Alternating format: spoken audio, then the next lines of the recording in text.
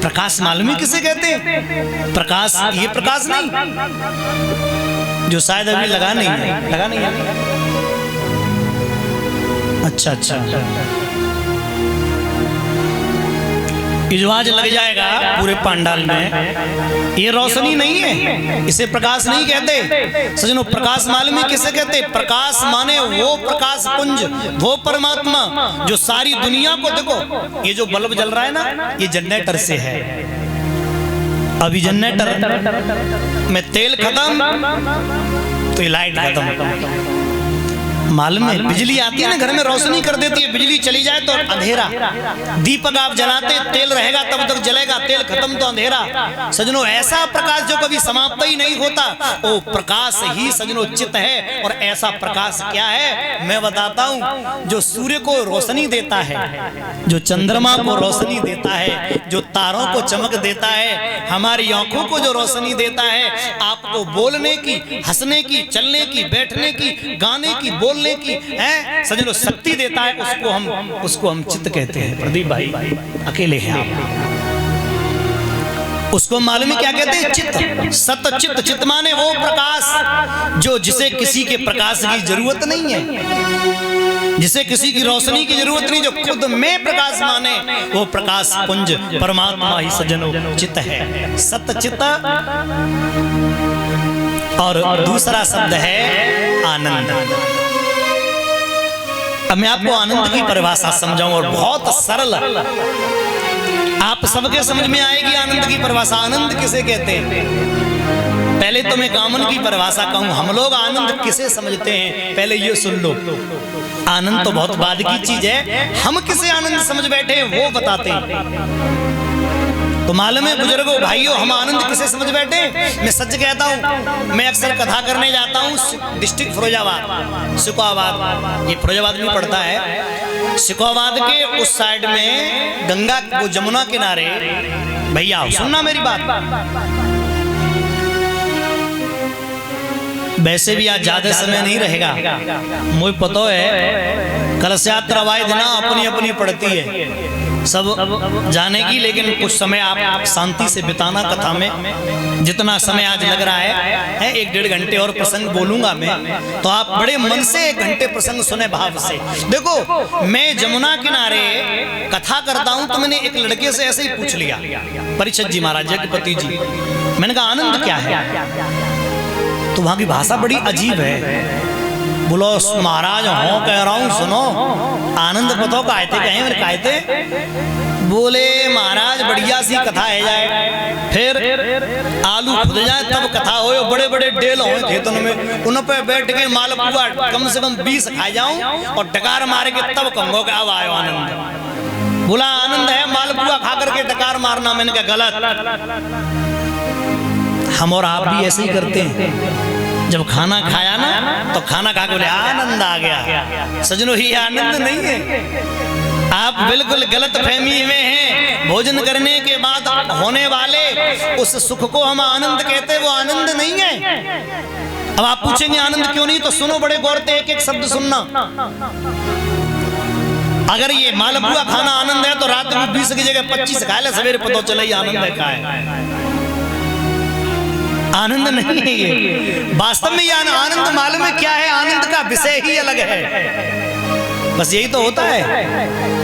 इन्हें जो तो चिंता आते ना कि दूसरा आदमी कथा करो, ये कल तो सब बैठे हैं, पर आज एक उठी तो सब बोलो आरती करूंगा मैं हूं, घरे काम है, मालूम है, कोई बात ना है। कल से कथा सुनियो, पर एक साथ सब नहीं। कथा करने वाला जो बैठा है ना, उसको पता है क्या लगता है। तुम तो मालूम है पहले दिन समझ के जा रही है, बोले कल तो खूब सुनेंगे, पर जो कथा करो बाय पतो का लग रही है कि जे समझ ना रही तासु जो है। हाँ, तो सामने वाले का मनोबल आपके हाथ में रहता है। मैं पहले दिन इसलिए कम क्यों बोलता हूँ पता है?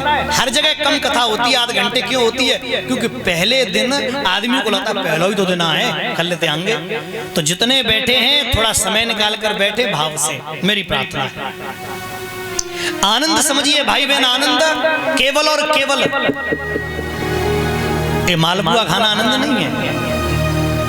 कुछ लोग कहते बोले खूब ढेर सारा पैसा हो हमारे हाथ में, भरो पूरा घर भरो हो पैसे, बढ़िया सो डल को गद्दा मिल जाए, आराम से सोवे को मिल जाए, बेटा कुछ अच्छा चैन की रोटी मिल जाए, रोज परमात्मा पैसा फेंक दे घर में, कुछ करना न पड़े, कुछ कहीं जाना न पड़े, खेती करनी न पड़े, ऐसी गाड़ी हो, ऐसी कमरा हो, आनंद आएगा। जो आनंद नहीं है। आप सब समझदार है, बड़े मन से सुनना।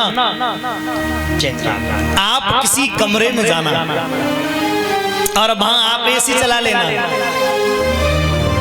और एसी चला करके सो जाना, फिर आप गर्मी में बाहर निकलना, बिजली चली जाए, तो मैं सच कहता हूं जितना अच्छा आपको एसी में लगा, उससे दूना बुरा आपको धूप में लगेगा, क्योंकि एसी के बाद धूप सहन नहीं होती है। तो एसी में भी आनंद नहीं है, फिर आनंद किसमें? हम मालूम है आनंद किसे समझ बैठे? ये सांसारिक चीजों को। आप देखना एक कुत्ते को हड्डी लेके आता है और हड्डी को ला करके इतना चबाता है, इतना चबाता है, इतना चबाता है, उसे चबा चबा के सजनों चबा चबा के इतनी कोशिश करेगा इसमें खून निकले, और वो हड्डी उसी के जबड़े में लग जाती है, उसके जबड़े में लग जाती है सज्जनों, और जबड़े में लग करके उसके जबड़े को फाड़ देती है, उसमें से खून निकलता है। उस कुत्ते को लगता है बोले मेरी मेहनत रंग आने लगी, मुझे बहुत अच्छा लग रहा है, पर वो बहन भाइयों खून उसी कुत्ते का है। ऐसी हमारी स्थिति है। हम संसार के उन चीजों को आनंद समझ बैठे जो आनंद है ही नहीं। मैं आपको आनंद की परिभाषा देता हूं।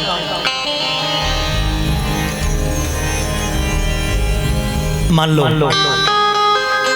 आनंद सजनो इतनी सूक्ष्म चीज है, ये अनुभव में लाया जाता है। आनंद संसार की कोई वस्तु है ही नहीं। हम रोड क्रॉस कर रहे हैं, सुनना मेरी बात, आनंद का कभी दुष्प्रभाव होता ही नहीं, कितना भी बढ़ जाए। और दुनिया की कोई ऐसी चीज नहीं जिसका दुष्प्रभाव ना हो। पैसा ज्यादा बढ़ने पर गलत, ज्यादा दौलत आने पर सजनो आपत्ति, ज्यादा मोटे होने पर आपत्ति, ज्यादा कमजोर होने पर आपत्ति, ज्यादा खून बढ़ने पर आपत्ति, ज्यादा खून कम होने पर आपत्ति, शरीर में पानी बढ़ने पर आपत्ति, पानी कम होने पर आपत्ति। सजनो दिक्कत होती है, पर एक चीज ऐसी है कितनी भी बढ़ जाए कोई दिक्कत नहीं है, और वो मैं आपको बताऊंगा वो क्या है। वो सिर्फ परमात्मा का नाम, भगवान के स्मरण में, भगवान के नाम में जो आनंद है वो आनंद किसी में नहीं है। कैसे? तो सुनो, आप रोड क्रॉस कर रहे हैं, रोड के उस पार जा रहे, एक अंधा व्यक्ति रोड पार कर रहा है, और आप उस रोड को क्रॉस करके उधर निकल रहे, अंधा खड़ा है। आपने देखा कि ये मर जाएगा, इसको कोई टक्कर मार देगा, आपने उस अंधे का हाथ पकड़ा, भैया उस अंधे का हाथ पकड़ के आप रोड पार कराने ले गए। जैसे ही उस पार किया, उस अंधे ने आपके सर पर हाथ रख दिया, बोले शाबाश भैया, तेने मुझे पार कर दो, बहुत बढ़िया करे हो। तो समझ लेना, जब वो अंधा तुम्हारे सर पर हाथ रखेगा, उस स्थिति में जब तुम्हारे अंदर से उमंग निकलेगी, आज हमने कुछ अच्छा काम किया है, उस पल का नाम आनंद है। एक बात और बताऊं परीक्षित जी, कोई भूखा व्यक्ति बैठा है और हमारे पास में भोजन है, हमने उस व्यक्ति को देखा कि भूखा बैठा, हमने अपना भोजन उसको दे दिया और उसने उस भोजन को कर लिया। भोजन को करने के बाद में जब वो प्रसन्न हो गया, तो तुम्हारे सर पर हाथ फेर के बोला, भैया तूने आज मेरे पेट की भूख मिटा दी। सजनों, वो जब तुम्हारे सर पे हाथ फेरेगा, तुम्हारे अंदर से जो उमंग निकलेगी कि हमने अच्छा काम करो है, वह उमंग का नाम आनंद है। और तीसरी बात, भगवान की कथा में, भगवान के सत्संग में, भगवान के दरबार में, भगवान के मंदिर में अपने माँ बाप की सेवा करते समय हम अपने माँ बाप के पैर दबा रहे हैं और माँ बाप ने प्रसन्न है कि हमारे सर पे हाथ रख दो, बेटा तुम बहुत अच्छे हो, तो हमारे अंदर से जो उमंग निकलेगी उसका नाम आनंद है। हम मंदिर में जाकर भगवान के सामने बैठ गए, प्रभु हम तेरे हैं, भगवान हमें दौलत नहीं चाहिए, बस आपकी कृपा चाहिए, हमारा मन शुद्ध हो जाए, हमारी बुद्धि आप में लग जाए, आपका भजन करते रहें। और भजन करते करते एक पल को अगर आप उस मंदिर की मूर्ति में खो गए, आपको लगा कि बस ये मंदिर की मूर्ति मेरा, इससे कोई कनेक्शन है। अगर तुम्हारी डोर, तुम्हारी रति भगवान में एक पल को लगी तो रोम रोम जब खिल गया, कहते रोमटे खड़े गए, उस पल का नाम आनंद है। आनंद कोई संसार की चीज नहीं है। आनंद क्षण कथा सुनते समय, कोई सुंदर कथा सुन रहे हैं कन्हैया जी की, और कथा सुनते सुनते खोए गए और एकदम फुरफुरी आई, एकदम सजनों लगो कि मन भगवान में लगे हुए, दुनिया भूल गए एक पल के लिए। उस पल का नाम आनंद है। आनंद कोई संसार की चीज नहीं है। किसी ने लिखा है, अरे प्रभु प्यारे से उसको हरदम आनंद ही आनंद। अरे प्रभु प्यारे से जिसका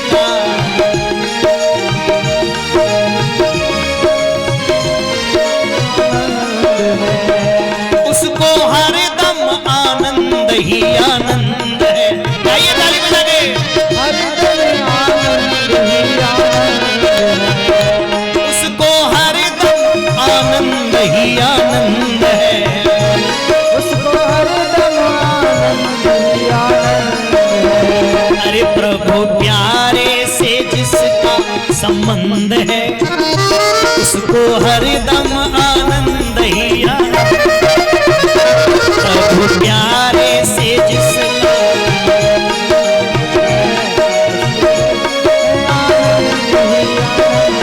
आगे मिला के आनंद से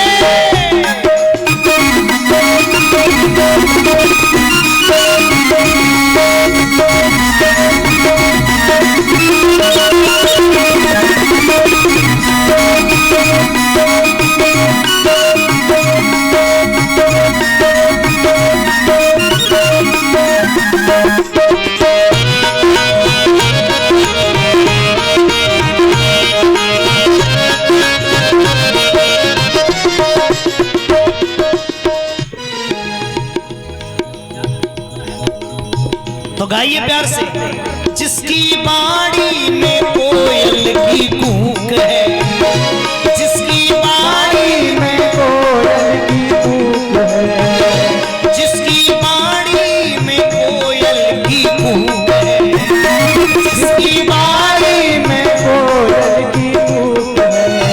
अरे जिसकी सांसों में फूलों की महक है, और जिसकी सांसों में फूलों और जो तेरी रजा में रजामंद है, उसको हरदम आनंद ही आनंद। प्रभु प्यारे से जिसका संबंध है, में आनंद ही आनंद है।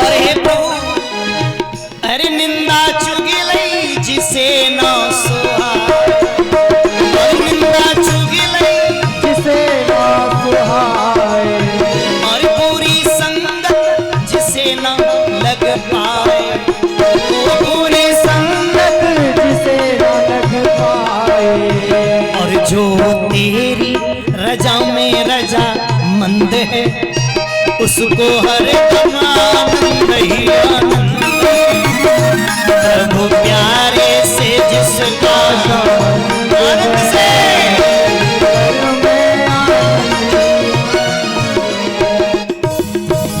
आनंद। आनंद के बाद में नीचे श्लोक है, हे प्रभु आप विश्व की उत्पत्ति करता है, टिकर बेटा, और तापत्रय विनाशाय, आप तीनों प्रकार के तापों को दूर कर देते। आप जितने बैठे हैं एक बात और समझ लेना, फिर मैं कथा में आगे बढ़ूं। ये तीन प्रकार के ताप क्या है? पहला श्लोक है इसलिए थोड़ा समय लगा रहा हूं। दैहिक, दैविक, भौतिक और सरल भाषा में समझ ले, बिल्कुल गांव की भाषा में। कोई तन दुखी, कोई मन दुखी और कोई धन दुखी। और मैं सच कहता हूं ये 3 प्रकार के दुख ऐसा कोई नहीं है दुनिया में जिसके जीवन में न हो। कोई तन से दुखी तो कोई मन से दुखी तो कोई धन से दुखी।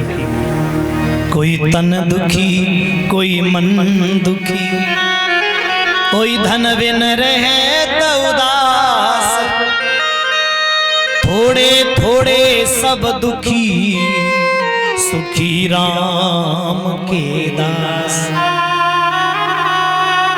बहन भाइयों, ये तापत्र है। 3 प्रकार के ताप क्या है तो मैं आपको एक एक करके समझा दूं। कोई तन दुखी, अच्छा आप सब जानते हैं इस दुनिया में मैं सही चाहे आप सही, कितना भी पैसे वाला हो जाए, कितना भी दौलत वाला हो जाए, माताओं कितना भी नाम वाला हो जाए, बड़े बड़े नामी कौन है, सब बड़े सेठ हैं, क्या बात है, बोले शुगर है वो है। जे कौन है, बोले बहुत बड़े सेठ हैं, इनकी गाड़ियां चलती हैं, क्या बात है, रीढ़ की हड्डी झुक गई है। ये कौन है, बोले बहुत बड़े कथावाचक हैं, बोले क्या बात है, बोले बैठे बैठे लीवर खराब है वो। ये सच्चाई है सजनों, कोई ना कोई दुख जीवन में जरूर रहता है। इसलिए मैं सब लोगों को समझाऊं, मन से सुनना, कोई तन दुखी कोई मन दुखी कोई धन बिन रहे तो उदास। हर आदमी के जीवन में कोई ना कोई दुख है। और मालूम है सुखी कौन है? जो भगवान के भक्त हैं। कोई तन से मैं एक जगह कथा कर रहा था, शहर में कथा हो रही थी, तो मैं उस समय एक सेठ था, वो मुझे ले गया भोजन पे। कुछ अच्छा भाई बहन भोजन कराने ले गया, उसने एक टेबल सजाई और उस टेबल पर भोजन बाने बड़े बड़े पकवान सजाए दिए, बड़े बड़े पकवान। और मैं तो देख लिया भरवा, मैंने भैया इतने सब हम कैसे खा पाएंगे। हम खाने लगे, मैंने कहा सेठ जी तुम भी भोजन करो। तो सेठ जी ने सेठानी तो कही, बोले मेरा वाला लाइयो, मेरा वाला भोजन लाना। तो मालूम है सेठानी भोजन लेकर के आई, और कैसा भोजन लाई सुने, सूखी दाल और सूखी रोटी। सेठ बोले ये खाता हूं। मैंने कहा ये क्यों खाते हो, आप भी हलवा पूड़ी खाओ। बोले नहीं महाराज मैं नहीं खा सकता। क्यों, बोले मुझे शुगर हो गया है, मर जाऊंगा। तो बड़े मन से सुनना, दौलत भी है, धन भी है, सब कुछ है, प्रतिष्ठा है, मान है, पद है, मकान है, जमीन है, जायदाद है, घी के सजनों टीन रखे घर पे, 10-10 भैंसे दूध दे रही हैं, पर चिकना ही ना खा पा रहे क्योंकि लीवर गड़बड़ है, शुगर है। तो कहने का भाव कोई तन से दुखी है, दुखी सब है, कोई तन दुखी कोई मन दुखी। आदमी मन से दुखी कब होता है? ये बात बहुत छोटी लेकिन बहुत अच्छी है। आदमी अपनी औलाद को भेज रहा है दिल्ली, चल बेटा दिल्ली पढ़ने जा रहा है। कोई कहता मेरा बेटा कोटा पढ़ने जा रहा है, मेडिकल डॉक्टर बन के आएगा, बेटा पढ़ने चला गया। बाप इस इंतजार में है कि बेटा डॉक्टर बन के लौटेगा, एटा के का बड़े गेस्ट हाउस में शादी करूंगा, कोई डॉक्टर नहीं मिलेगी, बात शादी होगी है। बाप तो सपने संजो रहा है, पगड़ी बांध के खड़ा होऊंगा गेस्ट हाउस में, लोग कहेंगे जे डॉक्टर साहब के बाप। और पता चली कि बेटा कोटा में ते ब्याह करके ले आओ घर पे। बड़े मन से समझना। और आएगी पैर छू के बोलो पिताजी आशीर्वाद दो, बहुरी आएगा, ये पिताजी है, इतनी गुस्सा। उस समय बाप को मन से कष्ट होता है, इसने मेरी बात मिट्टी में। ये मानसिक जिसकी औलाद कहे में ना हो, जिसके बच्चे सजनों कहे में ना हो, उस बाप को मानसिक कष्ट होता है, वो मन से दुखी होता है। दैहिक दैविक भौतिक, तन दुखी मन दुखी और धन दुखी। और जिसके जीवन में धन नहीं है तो परेशान रहता ही है। लेकिन सुखी कौन है? जो इन तीनों का परमात्मा के नाम से सजनों इन तीनों को जो शांत कर ले। थोड़े थोड़े सब दुखी पर सुखी राम के दास। हे प्रभु तापत्रय विनाशाय, तीनों प्रकारों के दुख का विनाश कर देती है तुम्हारी कथा। इसलिए श्री कृष्णाय वयम नमः, हम तुमको प्रणाम करते हैं प्रभु।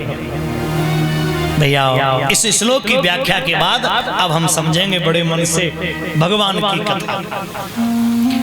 अच्छा आप में से कोई नेमसार गए?